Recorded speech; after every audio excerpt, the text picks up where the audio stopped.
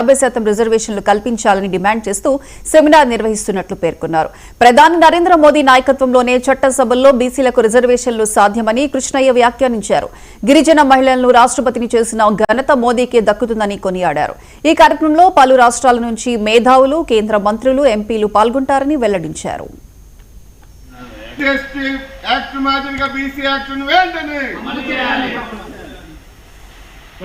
Tiger or Kishan గారి నాయకత్వం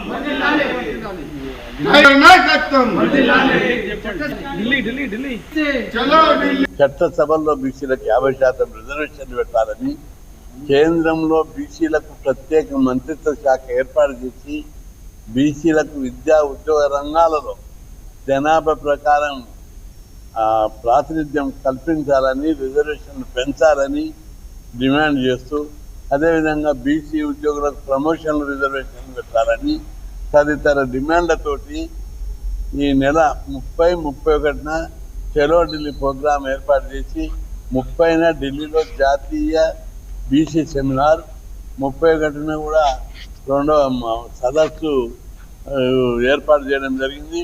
ఈ కార్యక్రమానికి తెలంగాణతో పాటు ఆంధ్రప్రదేశ్, కర్ణాటక, తమిళనాడుకు చెందినటువంటి నాయకులు, ప్రొఫెసర్లు, మేధావులు, డాక్టర్లు, కేంద్ర మంత్రులు 8 మంది, రాష్ట్ర మంత్రులు, వివిధ రాష్ట్రాలకు చెందిన ఎంపీలు 20 నుంచి 30 మంది వరకు ఈ సెమినార్లో పాల్గొని కేంద్ర ప్రభుత్వము ప్రధానమంత్రి దృష్టికి తీసుకెళ్తాము.